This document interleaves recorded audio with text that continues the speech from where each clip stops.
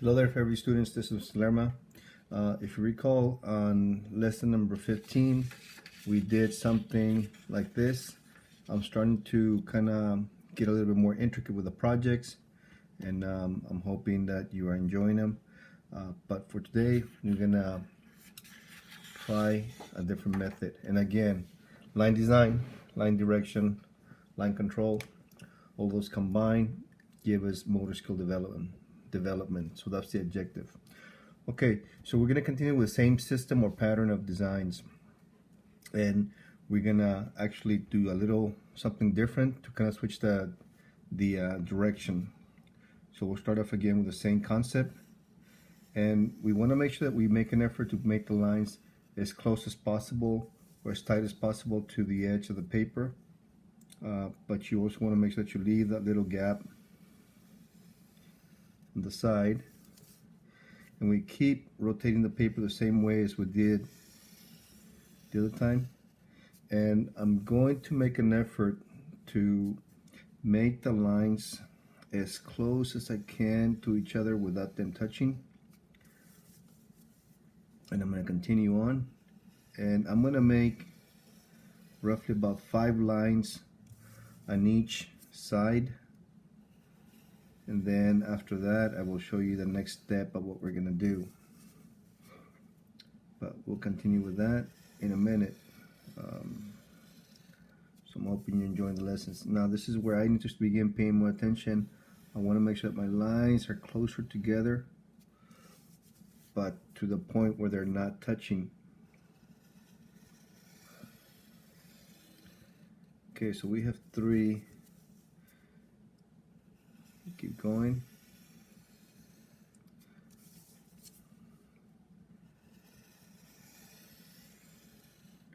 I'm liking the fact that a lot of students, even first graders, are doing some amazing work with the projects.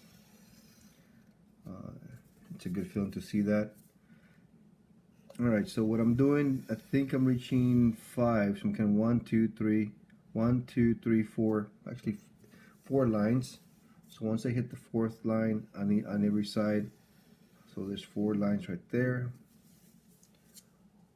4 lines right there, and then this will be the last one. 4 lines. So each direction has 4 lines. Alright, so then what I'm going to do now, I kind of crossed the line right there. What I'm going to do now is I'm going to go the opposite way. So we were going in this direction.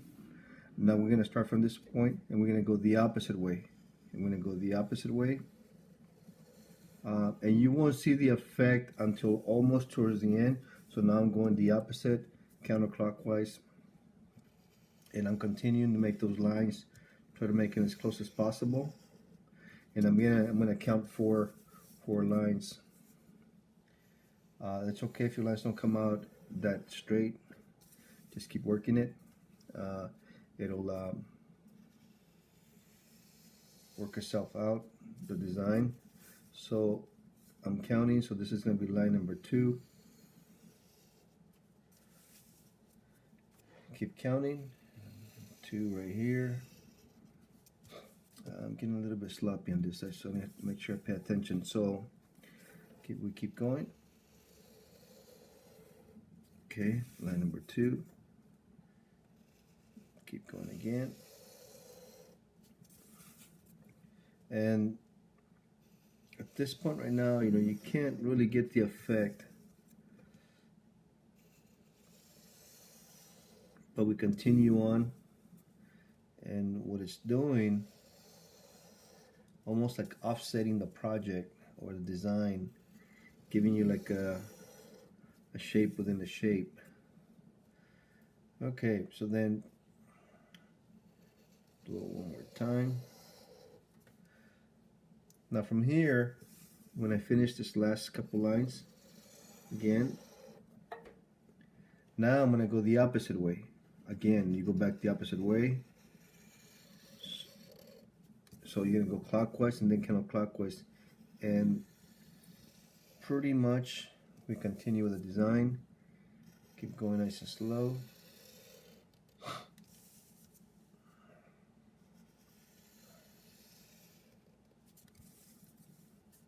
Not bad, there we go.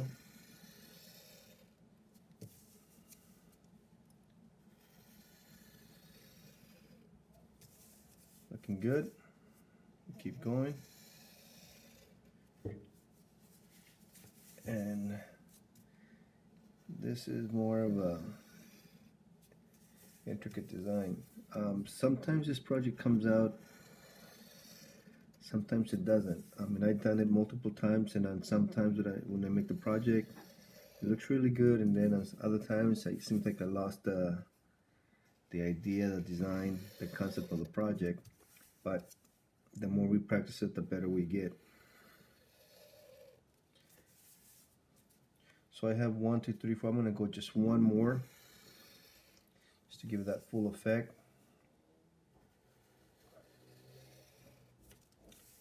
That's 4, 2, 3, one more. One too far open.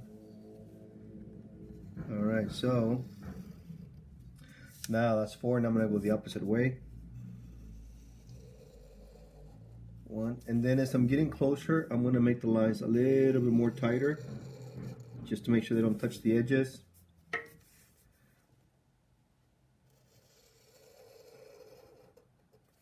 Like that.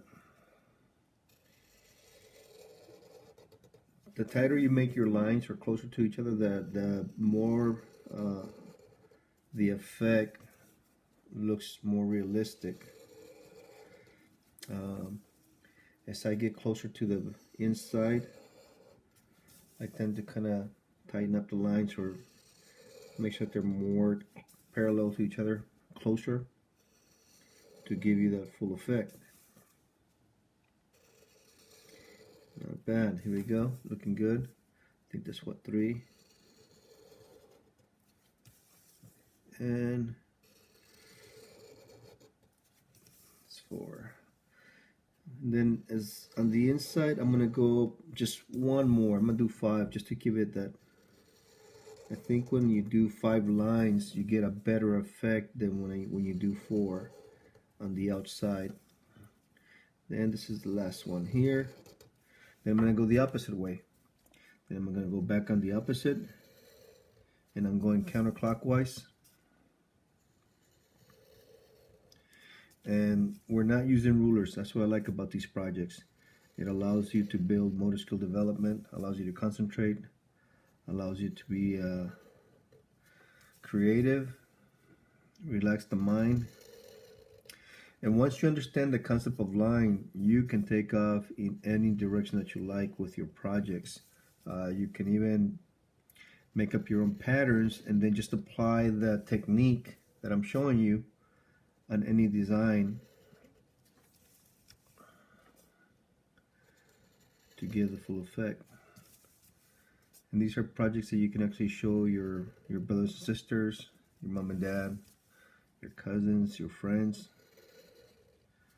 And I'm not recreating anything new. I mean, these designs are designs that I research from other artists that are out there on the net, or drawings that students make. I save them so I can use them down the road with the students. We'll just go one more. That's 5. Okay, now I'm going to go the opposite. Seguimos. We keep going. And as I'm getting closer to the paper, or to the inside, the square, to the ending point, I'm making an effort that my lines are a little bit closer to each other to create that full effect.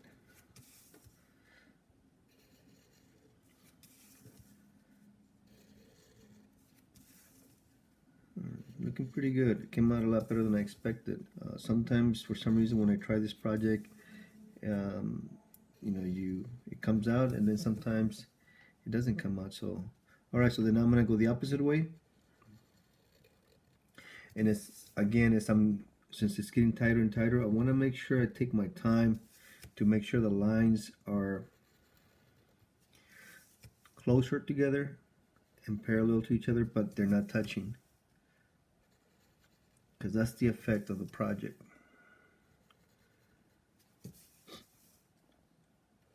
And pretty much we just continue rotating the paper.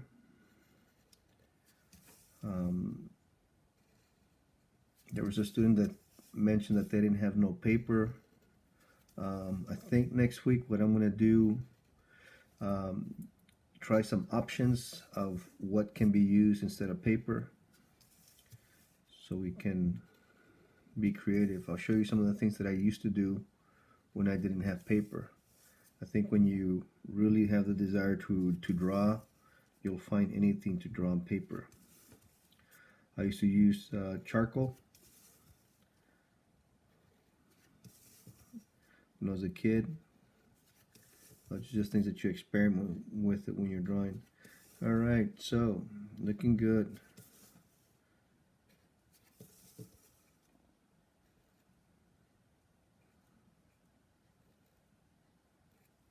Alright, so there's the project. I hope that you can get the effect. If you notice, in the inside it's nice and tight and it looks really well. On the outside, the effect of it is you get your lines a little bit closer and it works pretty good. So what are we missing again? What do I keep on saying when you do this project? Your name. Always put your name on your projects. Okay, that's the most important thing. I hope you like the project. This is lesson number 16. Remember, you only have to submit one project per week to get the credit. And I hope you enjoyed the lesson. Take care.